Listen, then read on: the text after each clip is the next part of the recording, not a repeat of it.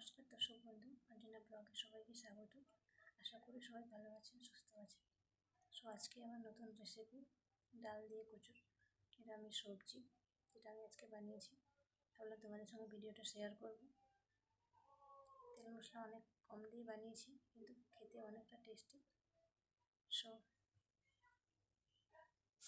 ভিডিওটা তোমাদের সঙ্গে আমি শেয়ার করলাম। তোমরা অবশ্যই দেখো এবং ট্রাই করো বাড়িতে। ভালো লাগলে অবশ্যই লাইক, কমেন্ট এবং শেয়ার করতে ভুলো না। Thank you. কড়াই গরম হয়ে গেছে, এর মধ্যে আমি দিয়ে দেবো সর্ষের তেল, গোটা জিরে, তেজপাতা, আদা আর কাঁচা লঙ্কা।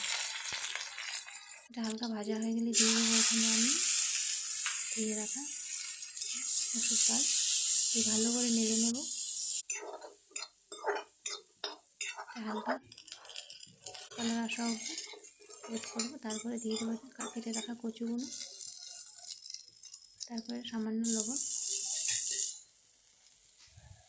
টমেটো কুচি সব দিয়ে ভালো করে এগুলোকে নেড়ে নেব।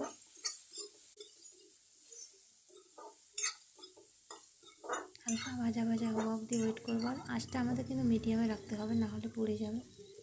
তারপরে আমি দিয়ে দিচ্ছি এখানে হলুদ গুঁড়ো দিয়ে ভালো করে নেড়ে নেব। যে কোনো তরকারি ভাজার সময় আঁচটা আমাদের কমিয়ে দেওয়া ভালো, তাহলে আস্তে আস্তে করে হবে। এটা জল দিয়ে মশলাগুলো কষিয়ে নেওয়ার জন্য ঢাকা দিয়ে ঢাকাটা খুলে নিয়ে দেখব শুকিয়ে গেছে। হালকা ঝোলের জন্য এর মধ্যে আমি দিয়ে দিচ্ছি জল, অ্যাড করছি।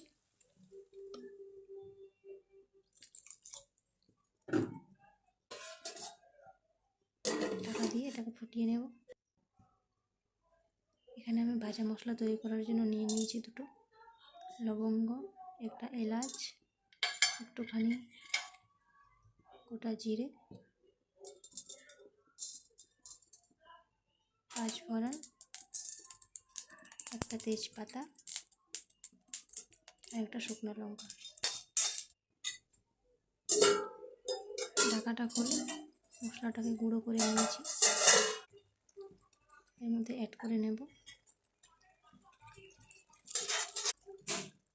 দিয়ে দেবো ধনেপাতা কুচি। জাস্ট হয়ে গেলে তরকারি, জাস্ট নামিয়ে নিয়ে সার্ভ করবো।